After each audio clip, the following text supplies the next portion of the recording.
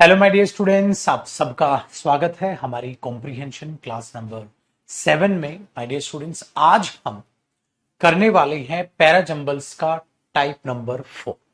अगर हम तरीके से कह दो या लेवल नंबर 4 हम कह दो। होता क्या है डियर कि मैंने आपको कहा था वो जो एग्जाम में पूछे जाते हैं पैराजंबल्स, या तो वो आपको ABCD करके एग्जाम लिखता है मेरे भाई, या एग्जामिनर आपको PQRS लिखकर आपसे क्वेश्चंस पूछता है। जो हमने बड़े ही अच्छे तरीके से चीजों को जाना।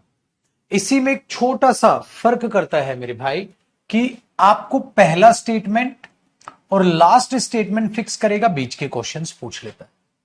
ठीक है, ये मेन एग्जामिनर जो है आपसे क्वेश्चन पूछता है। लेकिन अब जो हम आज करने वाले हैं वो किस टाइप के पैराजंबल्स करने वाले हैं। आपके पास एक ही सेंटेंस को वो ब्रेक कर देगा। मतलब अगर आप सबको देखेंगे PQRS को जोड़कर तो वो कंप्लीट एक सेंटेंस बन रहा होगा बस। तो ये आसान क्यों पड़ जाता है? क्योंकि एक ही सेंटेंस को तोड़ा जाता है। तो आप आराम से यहां अपने ऑप्शंस की हेल्प से आंसर कर पाते हैं। कैसे? आज उसी की प्रैक्टिस करनी। दूसरी बात, फिर हम प्रीवियस ईयर क्वेश्चंस को करेंगे, क्योंकि मेरे दिमाग में थी कि आज ही हम प्रीवियस ईयर क्वेश्चंस को करें, लेकिन फिर दिमाग में आई कि इस सेशन में नहीं, एक और टाइप के पैराजंबल बचे हैं, वो करके फिर अपना प्रीवियस ईयर क्वेश्चंस ही करेंगे तो मजा आ जाएगा। फिर मैं आपको प्रीवियस ईयर क्वेश्चंस पे ले जाऊंगा ताकि ये हो जाए कि सारे पैराजंबल्स हमने प्रैक्टिस कर लिए मेरे भाई, और फिर प्रीवियस ईयर क्वेश्चंस हमने सारे स्टार्ट कर दिए करने। तो सफिशिएंट आपकी बेहतरीन तरीके से प्रैक्टिस पैराजंबल्स की हो जाएगा। इससे बेहतर आपको और कहीं नहीं मिलेगा, ये मेरा वादा है। सो चलिए, इस फटाफट सभी स्टूडेंट्स आ गए होंगे, फटाफट पधारिए और स्टार्ट करते हैं आज का अपना प्यारा सा सेशन। इसमें अगर हम देखें तो इन्हें बोल दिया जाता है रीअरेंजमेंट। आपको करना है, रीअरेंज करना है the jumbled parts of the sentence. एक ही सेंटेंस के, ठीक है, एक ही सेंटेंस के भागों को आप अलग अलग पाओगे, जिनको आपको अरेंज करके यहां पर इन्हें, ठीक है, एक सेंटेंस बनाना होगा। फिर आपके पास ये 4 PDF माय डियर स्टूडेंट्स हो जाएंगे। 4 PDF क्या हो जाएंगी? हाँ जी बेटा, ठंड बहुत है, देखो मैंने तब भी शर्ट डाल रखे ना इतनी ठंड में भी। हाँ जी, देखो, level number 1, level number 2, level number 3 और लेवल नंबर 4 में बेसिकली है हमारे पास ये आज की टाइप। फिर हम करेंगे प्रीवियस ईयर क्वेश्चंस, एक PDF आपको वो मिलेगी। तो 1 2 3 4 PDF और एक 5 हुई। तो पैराजंबल्स आपके सफिशिएंट, बहुत ही बेहतरीन तरीके से आपकी प्रैक्टिस हो जाएगी। ठीक है ठीक है, तो जितनी ज्यादा प्रैक्टिस करोगे उतना ही मजा है। डन है? क्लियर? तो अब ये क्या है? Rearrange the jumbled parts of the sentence. आइए जी, मुलाकात करते हैं हम सेट नंबर 1 से। 10-10 क्वेश्चंस के 4 सेट हैं इसमें, ठीक है? Very good. अब जरा बात को बड़े ध्यान से सुनेगा। अगर हम माय डियर स्टूडेंट्स पहला सेंटेंस देखें तो आपको ये एक सेंटेंस ही है, आपको इसे मीनिंग को अंडरस्टैंड करके देखना होगा। History of life, evolutionary biology is forms on earth, the study of. खत्म। ये है आपके पास 4 ऑप्शन है, बनाइए। तो इसको बनाने के लिए आपको कुछ नहीं करना, मेरे साथ साथ एक बार इसको प्रैक्टिस कीजिएगा, तब आप खुद से इसको ट्राई कीजिएगा। अभी खुद से ट्राई ना करें, मेरे साथ साथ चीजों को समझने की कोशिश करें। ठीक है भैया, साथ साथ चीजों को समझने की कोशिश करें। इसमें अगर हम क्वेश्चन नंबर 1 को माय डियर स्टूडेंट्स देखते हैं, क्वेश्चन नंबर 1 को अगर हम इसमें देखते हैं तो हमें कहता है history of life, evolutionary biology is forms on अर्थ। अब एक बात बताओ, द स्टडी ऑफ। अब अगर हम देखें द स्टडी ऑफ, किस चीज की स्टडी हो रही होगी? किस चीज की स्टडी हुई? कोई ना कोई ऑप्शंस आपको हिंट देते हुए नजर आ जाएंगे। तो आपने देखता है सर, एक तो ये हिंट है the study of. The study of किसकी? The study of history of life, ठीक है। और एक और इसमें ध्यान रखिएगा, उल्टा है बेटा। P ये है, Q ये है, R ये है, S ये है। कई बार स्टूडेंट P इसे समझ जाते हैं, आंसर तो पेपर में सही था लेकिन उन्होंने गलती इसको समझने में कर दी। ये भी आपको ध्यान रखना है कि बेटा ये चीजें ऐसे लेनी है। आपने लिखा सर किसकी फॉर्म हो सकती है? किसकी फॉर्म हो सकती है? द स्टडी ऑफ, किसकी स्टडी हो सकती है? The study of, the study of history of life बिल्कुल हो सकता है। The study of history of life, life की जो हिस्ट्री है उसकी स्टडी बिल्कुल हो सकती है। The study of forms on अर्थ, भाई ये तो कोई मीनिंग नहीं आ रहा। मतलब अगर माय डियर स्टूडेंट्स मैं एस और आर को बोल के देखता हूं तो कोई मीनिंग नहीं आ रहा है। The study of forms on earth, the study of evolutionary biology is, कि भाई स्टडी ऑफ इवोल्यूशनरी बायोलॉजी की आप स्टडी कर रहे हैं, हो सकता है। तो माय डियर स्टूडेंट्स आप देख रहे हैं स्टडी किसकी होगी, तो एस के बाद, एस के बाद आपको आर अजीब लग रहा है तो नहीं काटा, एस आर उसने कहीं दिया भी नहीं। एस के बाद आपको अगर पी कहूं, मतलब एस के बाद P, the study of history of life बिल्कुल लग रहा है। अगर एस के बाद मैं कहूं क्यू, अगर एस के बाद मैं क्यू कहूं तो क्या आपको एस के बाद क्यू लग रहा है? अगर मैं कह रहा हूं the study of evolutionary biology, so sir हो सकता है शायद ये भी हो, लेकिन यहां से कोई हिंट नहीं कटी। हमने बोला चलो कोई नहीं दूसरी कुछ चीज चेक कर लेते हैं भैया, कोई नहीं दूसरी कुछ चीज चेक कर लेते हैं। तो डियर क्या एस स्टार्टिंग लग रहा है? बिल्कुल, लेकिन देखो स्टार्टिंग क्या नहीं हो सकता, स्टार्टिंग क्या नहीं हो सकता। अब आप देखोगे evolutionary biology is forms on अर्थ। अब आपको ये देखो यहां पर दो तीन हिंट है, कई हिंट आपको मिलेंगे यहां, क्योंकि ऑप्शंस इतनी तगड़े लेवल पे हेल्प कर देंगे यहां पर, बहुत ही तगड़े लेवल पे।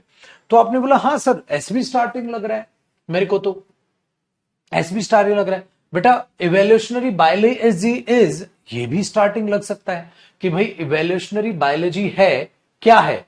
फॉर्म्स ऑन अर्थ, क्या है? फॉर्म्स ऑन अर्थ, या the study of the history of life, कुछ भी। तो कई बच्चे यहां पर, इसलिए मैं कमेंट के थ्रू जा रहा हूं अभी आपको ट्रिक बताने से पहले, कि कुछ स्टूडेंट कह रहे हैं सर देखो एस स्टार्टिंग लग रहा है, कुछ स्टूडेंट कह रहे हैं सर क्यू स्टार्टिंग लग रहा है, ठीक है। आर अगर हम देखें तो बेटा आर है ये फॉर्म्स ऑन अर्थ, देखो आर स्टार्टिंग बिल्कुल नहीं लग रहा है, फॉर्म्स ऑन अर्थ, क्योंकि अब डायरेक्टली फॉर्म्स है, अर्थ पे वो फॉर्म्स है किस चीज की, कुछ ना कुछ जिक्र होना था, तो आर स्टार्टिंग नहीं लग रहा है। चलो ये ऑप्शन हमें नॉनसेंस लगा। हमें पी स्टार्टिंग हो सकता है बेटा, हिस्ट्री ऑफ लाइफ नहीं, क्यों नहीं हो सकता मैं बताता हूं। क्योंकि अगर हम ये देखें हिस्ट्री ऑफ लाइफ, क्या बोलोगे? History of life evolutionary biology, तो पी और क्यू तो एक साथ वैसे भी नहीं बोल पाओगे बेटा आप, पी क्यू इसमें एक साथ है, क्योंकि अगर आप पी और क्यू एक साथ बोल रहे हैं तो वो नॉनसेंस जा रहा है। हाँ तो ये चीज है। अब क्या करोगे? अब आसान आ जाओ, एक बार सारी इंफॉर्मेशन को समेटो, लंबी सांस लो, छोड़ दो। अब इसका तरीका बताता हूं आपको, इस टाइप के क्वेश्चंस को करते कैसे। इस टाइप को क्वेश्चंस करने के लिए दो टाइप के स्टूडेंट हमारे पास होते हैं बेटा। एक वो स्टूडेंट होते हैं जो इतनी जल्दी पेपर में चारों ऑप्शन पढ़ लेते हैं और अपना सेंटेंस बना लेते हैं। क्यों? क्योंकि वो इंग्लिश मीडियम स्टूडेंट्स होते हैं, इंग्लिश में उन्होंने चीजें बचपन से देखी तो उनको समझ आ जाता है कि क्या कह रहे हैं, क्योंकि वो मीनिंग पूरा निकाल लेते हैं। जो स्टूडेंट्स थोड़े से वीक है उनको एग्जाम में क्या करना है, जब भी आप इस टाइप का सेंटेंस देखते हैं जिसको एक ही सेंटेंस से बनाना है, आप आराम से चिल करके कोई भी दो आपस में पड़ाव पढ़ के देखिए। जो पेयर नहीं बन पा रहा हो उसको काटिए, जो पेयर बनता हुआ नजर आ रहा है उस ऑप्शन को एक बार पढ़ के देख लीजिए, तो आपके लिए चीजें आसान हो जाएंगी। ठीक है, तो ज्यादातर बच्चे मैं मान के चल रहा हूं बेटा हिंदी मीडियम बैकग्राउंड से ही होते हैं, जिनकी इंग्लिश सामान्य होती है, उनके लिए यह तरीका बहुत ही लाजमी है कि आप पेयर्स बनाएं। देखिए क्या वो चीज उसके बाद हो सकती है। आप वर्ब्स की हेल्प लीजिए, वर्ब है तो ये किसके लिए आई होगी, आपके लिए वो चीजें फायदेमंद रहेगी। चलो अब जरा अच्छे तरीके से, अच्छे बच्चों की तरह, ठीक है, अब इन क्वेश्चन को एक बार फ्रेश देखते हैं। देख लिया? कंफ्यूज एक बार हो गए? कुछ भी पढ़ते रहो। तो आपने क्या बोला? चीजों को देखा sir, history of life, evolutionary biology. अब एक बात बताओ, अगर आप इस चीज को इस चीज से जोड़ोगे तो बेटा इवोल्यूशनरी बायोलॉजी, बायोलॉजी अपने आप में नाउन ही है, इवोल्यूशनरी एडजेक्टिव हो गया। अब ये नाउन इस नाउन से बैक टू बैक कैसे जुड़ जाएगा बेटा?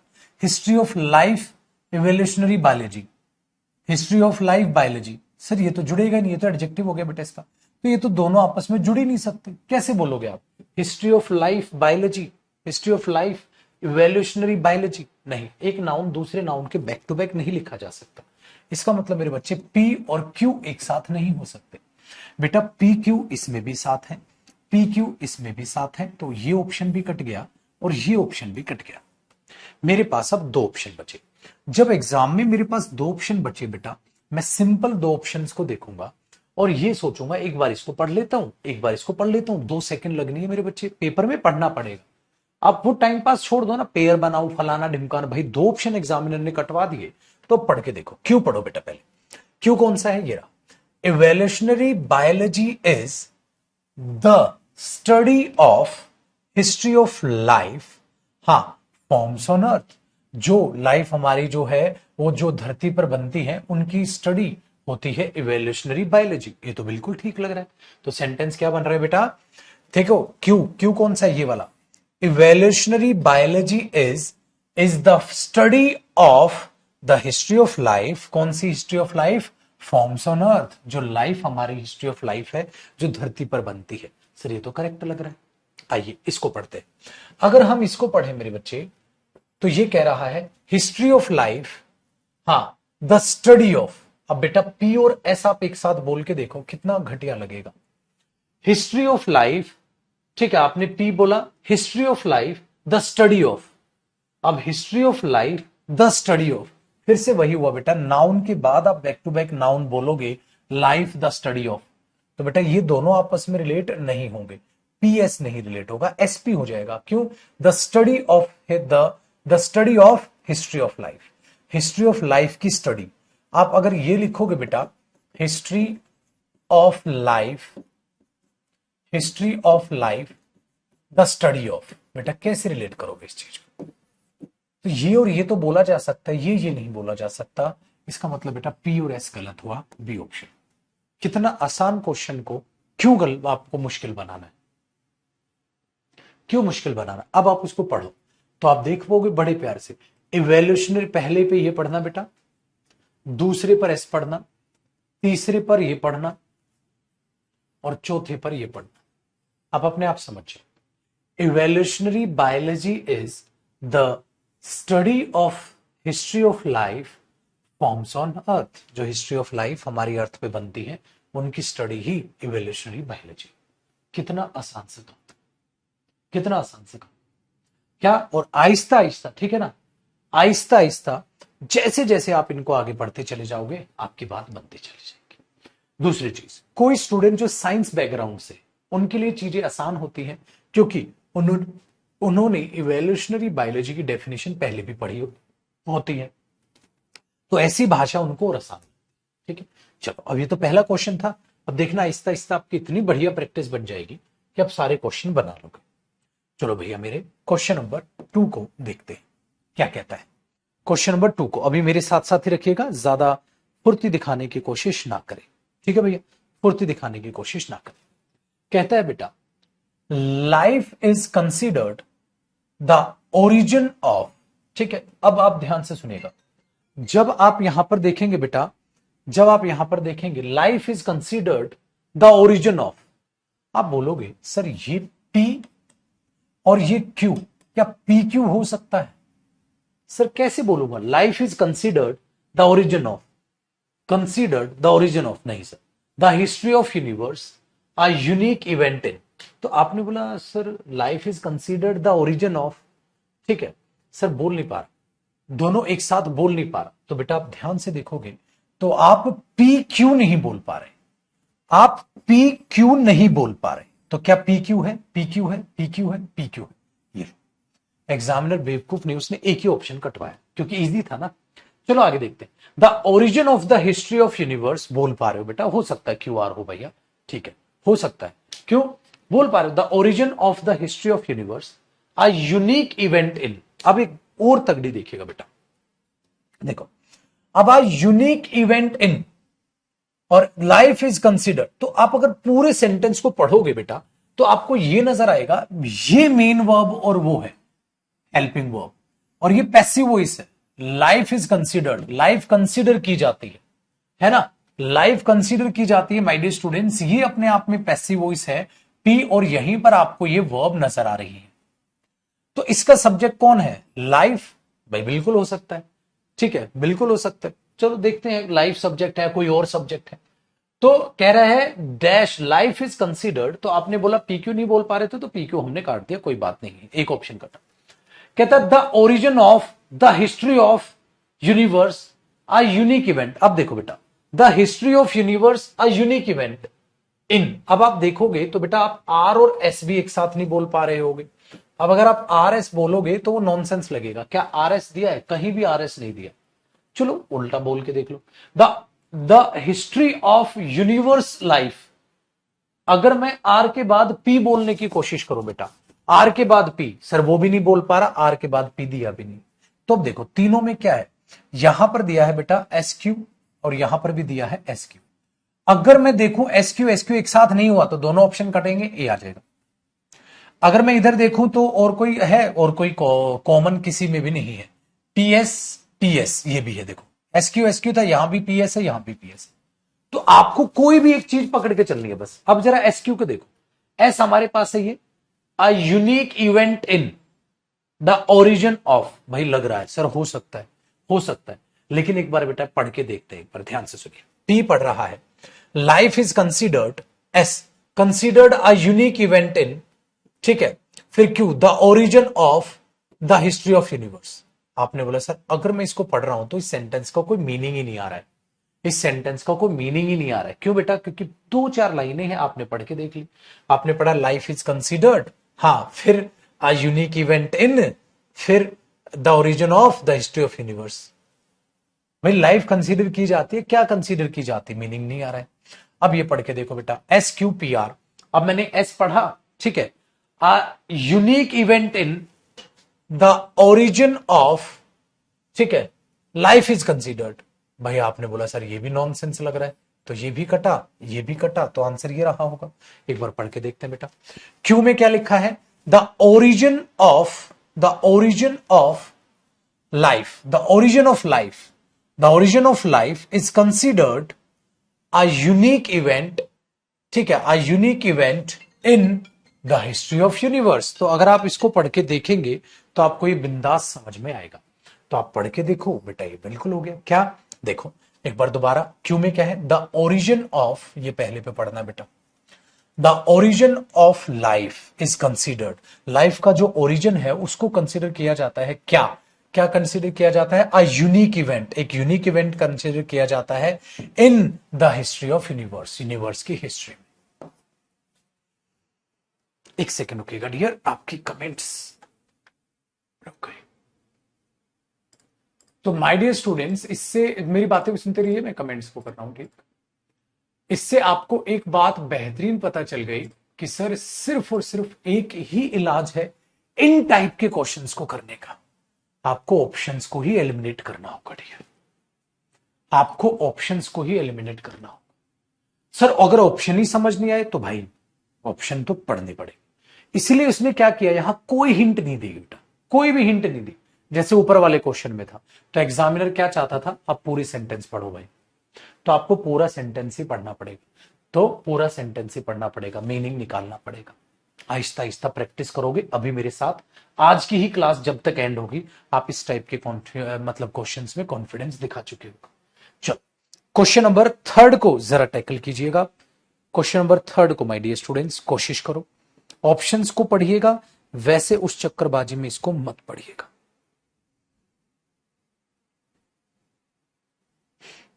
ऑप्शंस को ही पढ़िएगा। हम देखें क्वेश्चन नंबर 3 देखते हैं। 3 में क्या कहता है?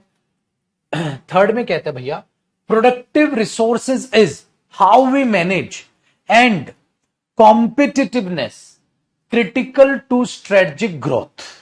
अब ध्यान से सुनो, अब यहां पर भी अगर आप देखेंगे तो आपको एक हिंट नजर आएगी मेरे बच्चे, वो है एंड से रिलेटेड। अगर 3 को आप देखोगे तो वो एंड से रिलेटेड नजर आएगी। कैसे नजर आएगी जरा ध्यान से देखो, यहां पर लिखा हुआ है कॉम्पिटिटिवनेस, ठीक है, और एंड है, तो ये किसी ना किसी को तो जोड़ेगा ना बेटा, सेम चीजों को। अगर यहां ये नाउन है तो इससे पहले भी ये नाउन को ही जोड़ेगा। यहां भी एंड का मतलब क्या होता है, दोनों को जोड़ेगा, तो पहले भी ये नाउन को जोड़ेगा। कैसे? How we manage and competitiveness, नहीं सर, हाउ वी मैनेज तो वर्ब की फर्स्ट फॉर्म है बेटा, ये फर्स्ट फॉर्म और नाउन तो जुड़ेगा नहीं, तो क्यू और आर तो एक साथ हो नहीं सकता। क्या क्यू आर गिवन है कहीं? ये रहा, ऑप्शन काट दो। देख रहे हो? आगे सुनिए, क्योंकि एंड कॉम्पिटिटिवनेस है तो ये सब्जेक्ट है, अगर मतलब ये नाउन है तो ये नाउन को ही तो जोड़ेगा कहीं ना कहीं, तो आप इसको कैसे जोड़ सकते हो? ये तो नहीं जुड़ेगा। अच्छा, productive resources is and competitiveness, मतलब पी और आर भी आप एक साथ बोलो, नॉनसेंस लगेगा बेटा। क्या पी आर गिवन है? ना पी आर इसमें, ना पी आर इसमें, ना पी आर इसमें, बच गया, बच गया। चलो अब हम एक बात को समझे, critical to strategic growth and competitiveness बिल्कुल जुड़ सकता है। क्यों? क्यों? Critical to strategic growth noun है एंड कॉम्पिटिटिवनेस नाउन है, तो ये नाउन और ये नाउन भैया दोनों जुड़ सकते हैं। ठीक है भैया, कहीं ना कहीं कहानी बन सकती है। तो बेटा अगर आप देखोगे तो आपको एस और आर जुड़ता हुआ नजर आएगा। भैया एस और आर जुड़ता हुआ नजर आएगा। आपने बोला सर हाँ, एस और आर तो मुझे जुड़ता हुआ नजर आ रहा है, एस और आर तो नजर आ रहा है। तो बताओ बेटा, अब कुछ हिंट तैयार हुई आपके लिए? हिंट तैयार हुई? आपने बोला सर हाँ, वो नाउन और नाउन हमें जुड़ता हुआ नजर आ रहा है, ग्रोथ एंड कॉम्पिटिटिवनेस। बेटा यहां कोई नाउन नहीं, यहां कोई नाउन नहीं, तो एस आर यहां भी नहीं, एस आर यहां पर भी है और यहां पर भी है। देख लो कितना शातिर है दिमाग। अगर ये काट दूं, अब मेरे पास दो ऑप्शन है, अब मैं बेवकूफी नहीं करूंगा हिंट ढूंढने की, मैं उसे पढ़ूंगा। क्या एस स्टार्टिंग हो सकता है या आर स्टार्टिंग? बेटा एस स्टार्टिंग हो सकता है। क्रिटिकल टू स्ट्रेटेजिक ग्रोथ, यार एस स्टार्टिंग तो अजीब लग रही है सर, नहीं लग रहा, तो ये लग रहा है हाँ, पत्थर की लकीर ने पढ़ लो एक बार। क्यों पढ़ो बेटा? पहले how we manage productive resources, कैसे हम प्रोडक्टिव रिसोर्सेज को मैनेज करें, इज है, क्या है? इज क्रिटिकल, मुश्किल है, to strategic growth and competitiveness. बिल्कुल करेक्ट। सर क्या हाउ से सेंटेंस स्टार्ट हो जाते? बिल्कुल बेटा, बिल्कुल बेटा। अगर मैं बोलूं how to speak the English language is easy to learn, कैसे इंग्लिश लैंग्वेज को सीखना है, वो आसान है सीखने के लिए, ठीक है ना। इज इजी टू टीच, आसान है पढ़ाने के लिए। तो बिल्कुल start, how we manage productive resources is critical to strategic growth and competitiveness. ये हिंट थी बेटा, इस तरीके से हिंट देखनी है। तो अब आहिस्ता आहिस्ता इस टाइप के क्वेश्चंस में भी आपका एक्सपीरियंस क्या होगा, बढ़ेगा, तब समझ आएंगे। एकदम से भगवान नहीं बनोगे बेटा दो तीन क्वेश्चन करके, आपको आहिस्ता आहिस्ता अपना कॉन्फिडेंस इनमें देखना होगा, ठीक है। चलो तो इनके जैसे क्वेश्चन करेंगे ना, अपने आप समझ आएंगे। अब फोर्थ देखते हैं क्या कह रहा है, ध्यान से देखिएगा। कह रहा है in service firms operation strategy noun है। आगे कहता है from the corporate strategy is generally inseparable. बेटा एक बहुत प्यारी हिंट है मेरे बच्चे, क्या है? Is generally inseparable from, separate from, separation from, refrain from, prevent from. बेटा इनके साथ फ्रॉम आता है, सेपरेशन फ्रॉम, ठीक है, याद रखिएगा। तो इनसेपरेबल फ्रॉम, तो बेटा ये थी इसमें हिंट। एस के बाद आर आएगा, ये तो आर है ना बहुत सारा, इसको क्यों पढ़ लेता है बच्चा कई बार, एस क्यू। और मैंने अभी भी समझाया बेटा ये पीछे है, ये एस है तो ये आर है ये वाला, तो मेरे बच्चे एस और आर एक साथ है। इसका मतलब अगर आप क्वेश्चन नंबर 4 में देखोगे तो हमें एक तगड़ी हिंट मिली, सर एस आर एक साथ है। एस आर इसमें भी है, एस आर इसमें भी है, एस आर इसमें नहीं है, एस आर इसमें नहीं है, तो दो ऑप्शन। अब जब दो ऑप्शन बचेंगे तो मैं सुख शांति से क्वेश्चन पढ़ूंगा। क्या मेरे बच्चे एस स्टार्टिंग हो सकता है? एस इज जनरली नहीं सर, एस स्टार्टिंग कैसे होगा? ये तो कुछ ना कुछ एक्सप्लेनेशन का हिस्सा है, तो ये स्टार्टिंग होगा, तो पेपर में ये मार्क कर दो। अगर समय कम है तो इसे टिक करके आगे पढ़ लो, अगर समय है बेटा प्रॉपर 100% श्योर हो अपने आंसर पे, उसे पढ़ के देखो। Operation strategy in service forms में ऑपरेशन स्ट्रेटजी जो है क्या है? Is generally inseparable from corporate strategy, वो कॉर्पोरेट स्ट्रेटजी से अलग है। तो ऑपरेशन स्ट्रेटजीज सर्विस फॉर्म्स में इनसेपरेबल है फ्रॉम कॉर्पोरेट स्ट्रेटजी, बिल्कुल ठीक। कॉर्पोरेट स्ट्रेटजी से ऑपरेशन स्ट्रेटजी अलग है, एकदम बिंदास। बन गया भाई, आया मजा।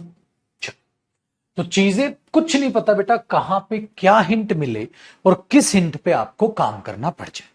क्वेश्चन नंबर 5 देखते हैं माय डियर स्टूडेंट्स। कहता है आर ट्रेवलिंग कोमा, बेटा कोमा है तो जरूर कुछ ना कुछ फ्लो उठाएगा, वो फ्लो उठाएगा। Are travelling coma.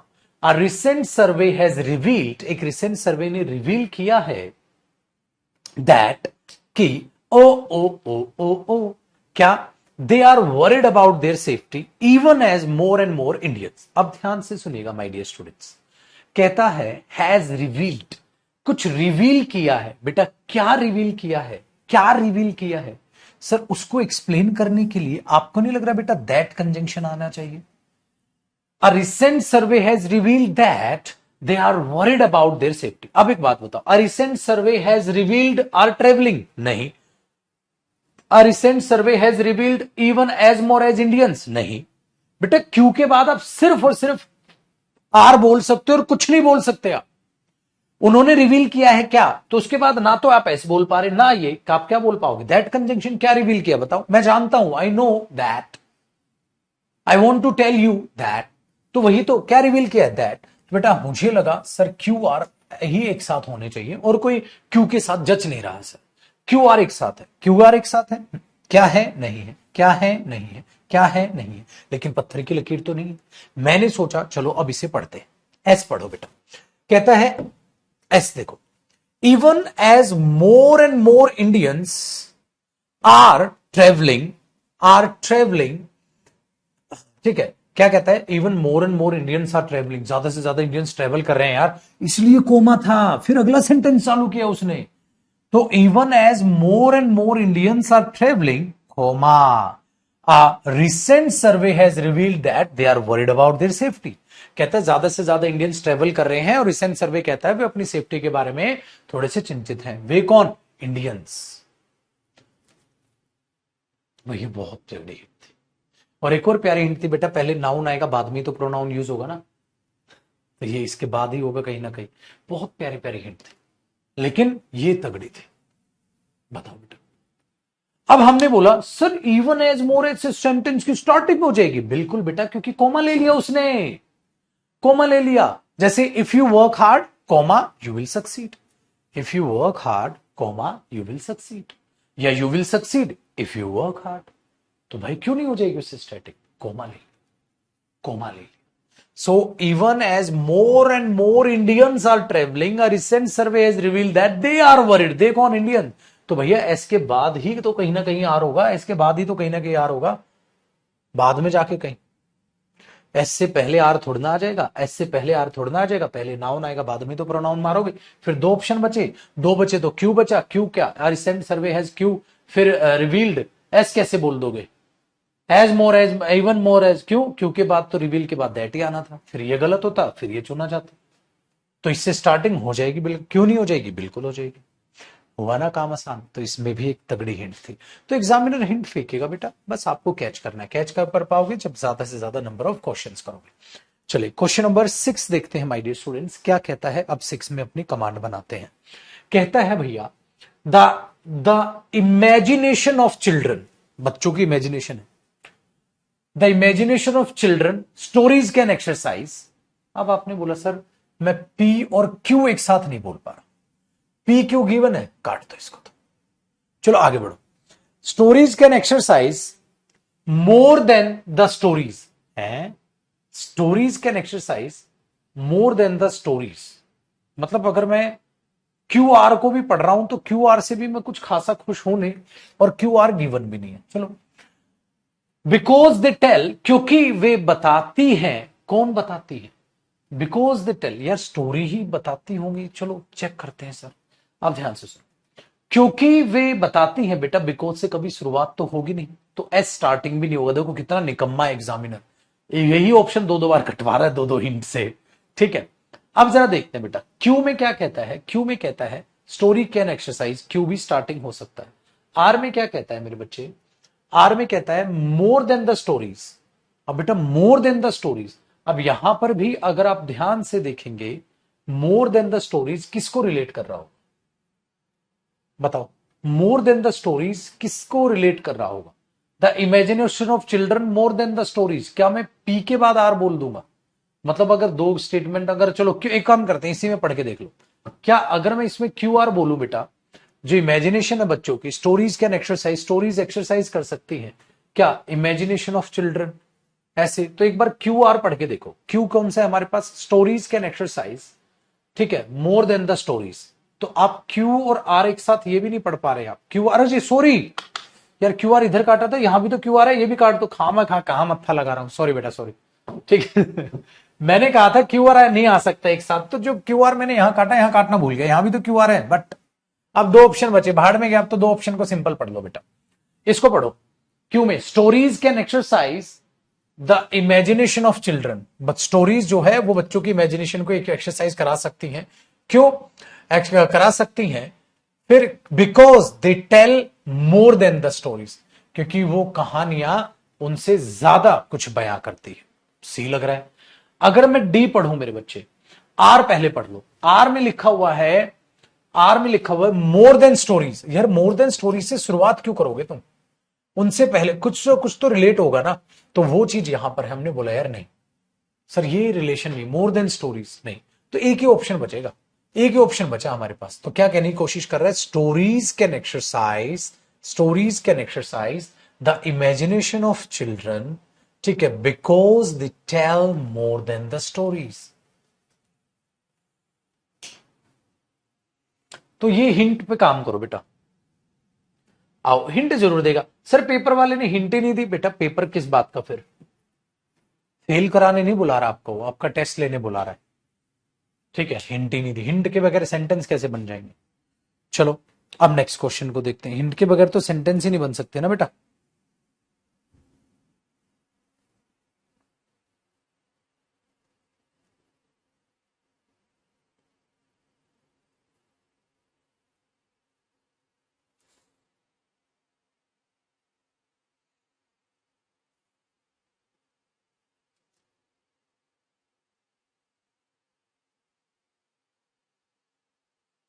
ठीक है जी, चलिए question number 7 my dear students, अब देखेंगे 7 में क्या कहता है sir, as a record of and suffering of humans, and suffering of humans, तगड़ी हिंट है बेटा, फिर वही मैं एंड को बड़ी तगड़ी हिंट बात, एंड सफरिंग ऑफ ह्यूमंस, जरूर पहले भी कुछ ना कुछ ऐसा ही हुआ होगा, ठीक है। अगर हम देखें तो ये क्यू की हिंट पकड़ लो बेटा, ठीक है। अब कोई ना कोई तो एंड किसी ना किसी को तो जोड़ रहा होगा यार, एंड सफरिंग ऑफ ह्यूमंस, और ह्यूमंस की सफरिंग चेक करते हैं, एज अ रिकॉर्ड ऑफ। अब as a record of and, यार प्रेपोजिशन के बाद एंड तो नहीं आएगा बेटा, तो पी और क्यू तो नहीं हो सकता। अब भैया यहां पी क्यू लिख रखा है, गलत, पी क्यू नहीं है, पी क्यू नहीं। आगे बढ़िए, the achievement comma experiments history. अब अगर मैं बोलूं द अचीवमेंट कॉमा एक्सपेरिमेंट्स, देख रहे हो, मतलब कॉमा, फिर ये कॉमा, जैसे राम मोहन, अगर लिख रहे हो राम कॉमा मोहन, तो आगे भी तो कुछ जुड़ेगा ना बेटा। तो आपने किस चीज को जोड़ा, द अचीवमेंट पहला नाउन, एक्सपेरिमेंट्स दूसरा नाउन, अब आगे भी कुछ होगा।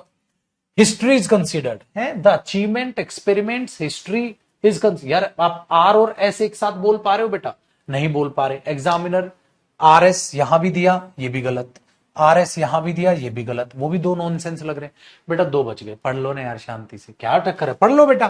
क्या लिखा है देखो, S history is considered, history is considered, O O O O, उसके बाद P as a record of, अरे ध्यान ही नहीं दिया गया मेरे बच्चे, कंसीडर के साथ एज ही तो आता है, और जबकि मेरा वहां ध्यान चला गया था, इनसेपरेबल फ्रॉम, कंसीडर्ड एज। अरे इतनी बढ़िया तो हिंट थी यार, एस और पी की हिंट थी बाबू, एस पी एक साथ है, फिर भी कुछ नहीं, कोई बात नहीं बेटा, ठीक है। पता है क्या है, कोई बात नहीं, क्यों, क्योंकि बेटा यहां भी एसपी नहीं है, यहां भी एसपी, लेकिन यहां भी एसपी है और यहां भी एसपी है लेकिन एग्जामिनर शातिर है। फिर क्या पढ़ा बेटा, R, the achievement experiments Q and suffering of humans, ठीक है। फिर एस, हिस्ट्री इज कंसिडर, यार क्यू और एस के बाद नहीं पढ़ पा रहे आप, तो ये गलत हो गया, क्योंकि क्यू एस आप नहीं पढ़ पा रहे हो। अगर आप देखोगे बेटा तो क्यू एस नहीं पढ़ पा रहे हो, तो सर ये हो गया। अब पढ़ लो बेटा, history is considered as a record of the achievement experiments and suffering of humans. तो हिस्ट्री जो है कंसीडर की जाती है कि रिकॉर्ड हमने रखा हुआ है अचीवमेंट का, एक्सपेरिमेंट का और ह्यूमन की सफरिंग का रिकॉर्ड ही हमारी हिस्ट्री है। बिंदास, क्यों बनी ना बात। चलिए माय डियर स्टूडेंट्स, आगे बढ़ते हैं क्वेश्चन नंबर 8 पे। क्वेश्चन नंबर 8 पे तो ये जो इस टाइप के पैराजम्बल्स होते हैं वो ज्यादा आसान होते हैं। ठीक है, 8 देखो, कहता है कैन बी इन्वेंटेड, इन्वेंट किया जा सकता है क्या। इट अपीयर्स, ऐसा लग रहा है, has been invented, that all that. अच्छा क्वेश्चन, चेक करते हैं बेटा। देखो कैन बी इन्वेंटेड, तो पी से तो स्टार्टिंग लेंगे नहीं है, ना ली है बेटा। ठीक है, आगे कह रहा है इट अपीयर्स, ऐसा प्रतीत होता है, भाई क्यू स्टार्टिंग हो सकता है। फिर आगे has been invented, R starting नहीं हो सकता बेटा। क्या इन्वेंट किया गया है बताओ तो सही, तो ये नॉनसेंस है। एस स्टार्टिंग हो सकता है, एस में कहता है दैट ऑल दैट, दैट किसी चीज की एक्सप्लेनेशन है, कंजंक्शन है, तो it has been invented that बिल्कुल है, इट अपीयर्स दैट बिल्कुल है। तो क्या अपीयर हो, तो कंजंक्शन है, वो तो उसको ऐड करेगा, तो ये भी नहीं हो सकता। हाँ ये हो सकता है बेटा, इट अपीयर्स दैट, ऐसा लग रहा है कि, it seems that, it appears that, ऐसा प्रतीत होता है कि। तो बेटा कैसा प्रतीत होता है, ऐसा प्रतीत होता है कि। तो वो चीज जब आप यहां पर लिखोगे तो ये हिंट बन रही है मेरे बच्चे क्यू की, और ये हिंट बन रही है एस की, कि यार क्यूएस एक साथ लग रहा है सर मेरे को, तो इट अपीयर्स दैट, ये तो क्यूएस एक साथ लग रहा है, तो ये स्टेटमेंट ओके है। हाँ, तो अगर ये स्टेटमेंट ओके है मेरे बच्चे इस हिसाब से, तो ए आंसर हुआ। हाँ, अब इस ए आंसर को लिख के देख लेते हैं क्या कह रहा है मेरे बच्चे। देखो it appears that all that, हाँ फिर उसके बाद क्या पढ़ना, P, all that can be invented,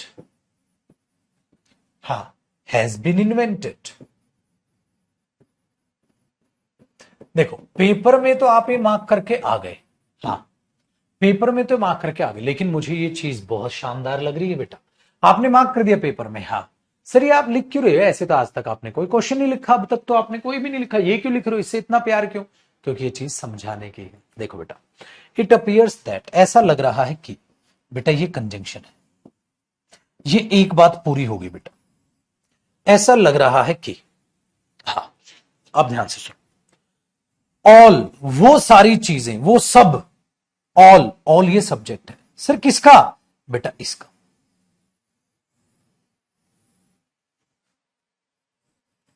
इस सेंटेंस में 3 बातें हैं पागल, क्या, देखो इट अपीयर्स दैट, ऐसा लग रहा है कि, ऑल सब चीजें, हैज बीन इन्वेंटेड, सब इन्वेंट हो चुका है यार, ऐसा लग रहा है कि सब चीजों की खोज हो गई है, ऐसा लग रहा है कि सब चीजों की खोज होगी। कौन सी चीजें, दैट कैन बी इन्वेंटेड, जो इन्वेंट किया जा सकता था, इन्वेंट किया जा चुका है, बोलते हैं ना जो किया जा सकता था किया जा चुका है, जो पीटा जा सकता था पीटा जा चुका है। तो ऐसा लग रहा है कि वो सब कुछ जो इन्वेंट किया जा सकता था इन्वेंट किया जा चुका है। तो बेटा हुआ क्या, it appears that all that can be invented has been invented.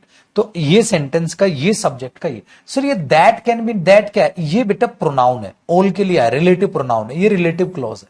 अगर जो बच्चे जिनका प्रोनाउन हुआ है ना वो इस चीज को समझेंगे, जिनका जब होगा तब समझ जाएंगे। सो इट अपीयर्स दैट, ऐसा प्रतीत हो रहा है कि, ऑल सारी चीजें, दैट कैन बी इन्वेंटेड, ठीक है, I have done all that can be done by me, मैंने वो सब कुछ कर दिया जो मेरे द्वारा किया जा सकता था। ये ऑल के लिए दैट है बेटा, ऑल के लिए दैट है, रिलेटिव प्रोनाउन है, दैट कैन बी इन्वेंटेड, जो इन्वेंट किया जा सकता था, ये पैसिव वॉइस है। सो इट अपीयर्स दैट, ऐसा प्रतीत हो रहा है कि, all that can be invented, वो सब जो इन्वेंट किया जा सकता था किया जा चुका। ये इसकी हिंदी हुई, ये इसकी हिंदी हुई। बताओ मजा आया कि नहीं आया बेटा, है ना अच्छे लेवल का क्वेश्चन। चलो तो ये स्टेटमेंट बन रहा है, बट बाकी पेपर में हिंट थी, आपने उसे उड़ा दिया। क्वेश्चन नंबर 9 देखो बेटा, क्वेश्चन नंबर 9 का आप आंसर कीजिए। 9 में कहता है माय डियर स्टूडेंट्स, 9 में कहता है during the last century, during the last century, ये लास्ट सेंचुरी का जिक्र कर रहा है बेटा। हमने बोला चलो भाई बता बता क्या हुआ, कहता during the last century Indian social political and cultural life, India की सोशल, पॉलिटिकल और कल्चरल लाइफ क्या हुआ, एज अ टेस्टिमनी ऑफ। अब आपने क्यू पढ़ा और आर पढ़ा, बेटा क्यू और आर एक साथ बिल्कुल नहीं लग रहा। Indian social, political and cultural life as a testimony of Indian cinema stands. अब एक ये चीज बड़ी अच्छी है, Indian cinema stands, Indian cinema subject हुआ, स्टैंड्स वर्ब हुई, सिंगुलर वर्ब है बेटा। तो ऐसा लग रहा है मेरे दोस्त ये चीज, हां, बड़े मायने में, और किसी भी पार्ट में आपको वर्ब दिखाई नहीं देगी, ना यहां वर्ब है, ना यहां वर्ब है, ना यहां वर्ब है। तो वर्ब यहां Indian cinema stands, Indian cinema stand हो करते हैं, स्टैंड, हां। फिर एक हमारे पास आया यार, स्टैंड्स के बाद सर अगर मैं ध्यान से देखूं, stands as, Indian cinema stands as, Indian cinema stand करते हैं किसकी तरह, इसकी तरह, stands as a testimony of, किसकी तरह, इसकी तरह। तो बेटा एज उससे रिलेट होने की कोशिश कर रहा है। अगर एज रिलेट हो रहा है तो हमें लग रहा है सर एस और आर, इट स्टैंड्स एज, तो स्टैंड के साथ एज आता है बेटा, जिसको नहीं याद रखना इस बात को। तो सर ऐसा लग रहा है जैसे एस के बाद आर। अगर एस आर देखूं तो बेटा यहां एस आर नहीं, यहां एस आर नहीं, यहां एस आर नहीं, यहां जो है एस आर कहां था हमारा, अच्छा एस, सॉरी, अरे ओ सॉरी, मैं ऑप्शन ये पढ़ रहा हूं, मैं सोच रहा हूं सारी ऑप्शन गलत है, ये था वो, एस आर यहां नहीं है, एस आर यहां नहीं है, एस आर यहां। मैं सोचू यार एस आर किसी में भी नहीं है, मैं सारे ऑप्शन गलत दे दिए क्या, तो ऊपर वाला भी है। ठीक है, तो इंडियन सिनेमा स्टैंड्स एज, तो हमने देखा ये एस है और ये आर है, तो एस आर एक में गिवन है, तो हमारे हिसाब से डी ऑप्शन हो।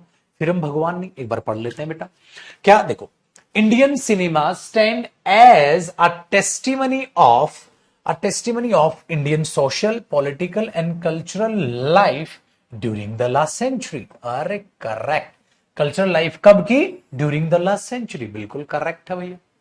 ठीक है, चलो, हम सोचे मैं सारी ऑप्शन गलत दे दी एग्जामिनर ने।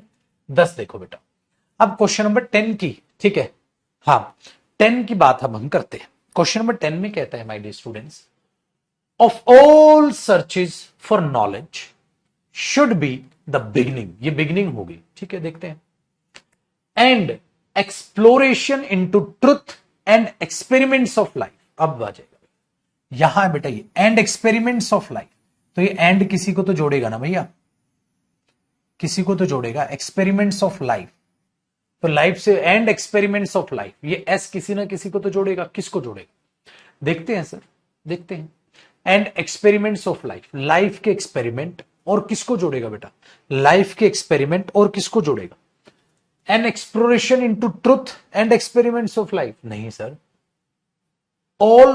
All searches for knowledge and experiments of life, अगर मैं पी और एस को देखूं, हां सर ये जुड़ सकता है, क्या, all searches for knowledge and experiments of life should be the beginning and experiments of life, should be the beginning and experiments of life, ये क्यू और एस भी जुड़ता हुआ नहीं नजर आ रहा, तो मुझे नजर आ रहा है बेटा पी और एस जुड़ता हुआ, मुझे नजर आ रहा है पी और एस जुड़ता हुआ।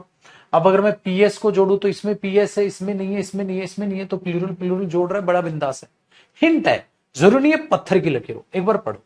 आर में क्या कहता है, an exploration into truth, an exploration into truth should be the beginning, हां बिल्कुल ठीक है, तो वो हमारी शुरुआत, should be the beginning, beginning किसकी, the beginning of all searches for knowledge and experiments of life, बिल्कुल ठीक है बेटा। ये छोटी छोटी हिंट काम आएंगे आपके पेपर में, थोड़ा सा कुछ रूप देखो, क्योंकि ये आसान इसलिए पड़ता है बेटा, सबसे आसान ये टाइप के पैराजंबल्स होते हैं, ये आसान इसलिए पढ़ते हैं मेरे दोस्त क्योंकि इनमें आप तुरंत से मीनिंग निकाल ले, तो एक छोटा सा सेंटेंस होता है, उनमें तो आप 10-12 सेंटेंस पढ़ते हो, इसमें आपको मामूली सा एक छोटा सा सेंटेंस दिखाई दे रहा होता है। चलो, ये था सेट नंबर 1, जिसके 10 क्वेश्चंस आपने यहां पर देखे। माय डियर स्टूडेंट्स, इस टाइप के क्वेश्चन सीजीएल में भी आते हैं और सीडीएस में भी और सीपीओ में भी आते हैं, मतलब सीएचएसएल में भी दे दिए थे भाई, कहीं भी कोई भी टाइप किसी भी एग्जाम में दे सकते हैं, सचेत रहें, सतर्क रहें, सावधान रहें, ठीक है। वो चीज याद रखना, अगर आप सिर्फ ये डींगे हाँक दे कि हम कहीं कुछ भी कर लेंगे या जो भी है, नहीं बेटा, कहीं पर भी कुछ भी क्वेश्चन एग्जाम में आ सकता है। आगे बढ़िए, अब सेट नंबर 2 की माय डियर स्टूडेंट्स बात करते हैं, एक दो क्वेश्चन और करते हैं। तो इस टाइप के भी क्वेश्चन में आप अच्छे बन जाएंगे और फिर मुझे प्रीवियस ईयर क्वेश्चंस, ठीक है, उनके भी प्रैक्टिस कराने, वहां से आपका कॉन्फिडेंस बढ़ेगा बेटा। तो नेक्स्ट सेशन से हम आपके प्रीवियस ईयर क्वेश्चन करेंगे। प्रीवियस ईयर क्वेश्चन से क्या होगा, आपका जो कॉन्फिडेंस है वो सातवें आसमान पर पहुंच जाएगा जब आप प्रीवियस ईयर क्वेश्चन में प्रीवियस ईयर क्वेश्चन लिखा हुआ देखोगे और उसको टैकल करोगे। चलिए पढ़ते हैं जी क्वेश्चन नंबर 1, एक और करते हैं और फिर इस सेट में मैंने 4 सेट डाले हुए हैं, वो आपके लिए होमवर्क रहेंगे। तो अच्छे खासे क्वेश्चन हैं मेरे बच्चे, वो आपके लिए होमवर्क रहेंगे, नीचे उनके आंसर्स आपको मिल जाएंगे। ठीक है, तो करीब 30 क्वेश्चंस भी आप ये कर लेंगे तो आपकी बहुत तगड़ी एक्सरसाइज हो जाएगी और अगली क्लास में हम प्रीवियस ईयर क्वेश्चंस करेंगे। देखो जी, पहला क्वेश्चन हमारे पास क्या कहता है डियर, पहले में कहता है for long and the backbone of India will continue to be the same agriculture has been. अब एक बात बताओ यार, फॉर लॉन्ग एंड, भाई कुछ ना कुछ तो जोड़ेगा ये। अब देखो, अगर आप पढ़ोगे माय डियर स्टूडेंट्स, तो आप ये पाओगे सर कि पी के बाद मैं एस नहीं बोल पाऊंगा। For long and agriculture has been, अरे यार ये तो क्या, पी और एस तो जुड़ ही नहीं रहे, पीएस पीएस पीएस दिया भी नहीं है, छोड़ दो, कोई दिक्कत नहीं भैया, कोई दिक्कत नहीं। ठीक है, अब देखो, अगर मैं क्यू और एस एक साथ पढ़ूं, the backbone of India agriculture, India agriculture या Indian agriculture, Indian agriculture, India agriculture नहीं, India soldier, Indian soldier, India soldier नहीं बेटा, ये तो नॉनसेंस हो गया। इसका मतलब मैं क्यू और एस एक साथ नहीं बोल पा रहा, क्यूएस नहीं दिया, क्यूएस नहीं दिया, क्यूएस दिया। चलो आगे बढ़ो बेटा। Will continue to be the same agriculture has been, will continue to be the same agriculture has been. अब हमने बोला यार, अगर मैं my dear student R S पढ़ रहा हूं तो आर एस भी एक साथ नहीं बोल पा रहा। विल कंटिन्यू, देखो ये है मेरे बच्चे are, will continue to be the same agriculture has been, यार ये तो कोई सेंटेंस ही फ्रेमिंग 0% मैच हो रहा है, तो आर एस भी हमारा कट गया। मेरे पास 2 ऑप्शन बचे हैं बेटा, दोनों में एस स्टार्टिंग है। एस मतलब agriculture has been for long and, यार ये सर एस और पी भी नहीं बोल पा रहा मैं, तो ये पक्का ऑप्शन बचा। अब पढ़ लो इसको, agriculture has been the backbone of India, agriculture ही हमारी रीढ़ की हड्डी है, ठीक, of India for long and, ठीक है, फॉर लॉन्ग मतलब लंबे समय के लिए agriculture has been the backbone of India for long, लंबे समय के लिए है, and will continue to be the same, और आगे भी रहेगी। हमेशा से हमारी जो एग्रीकल्चर है वही हमारी इंडिया की बैकबोन रही है और आगे भी रहेगी। Correct, correct. तो ये हमारे पास माय डियर स्टूडेंट्स ऑप्शंस आ गए। ठीक है भैया, तो ये कहानियां हमारी बनती हैं जो आहिस्ता आहिस्ता आप सीखते चले जाते हो, बस बहुत है। अब इनको बाकी क्वेश्चंस को कीजिएगा, इस टाइप के क्वेश्चंस मैं भी और भी करवाऊंगा डियर, जैसा कि मैंने आपसे कहा। अब हमारी ये जो इस टाइप के क्वेश्चंस हम आगे करेंगे लेकिन पी वाई क्यूज करेंगे, सारे टाइप के क्वेश्चंस फिर होंगे लेकिन प्रीवियस ईयर क्वेश्चंस में।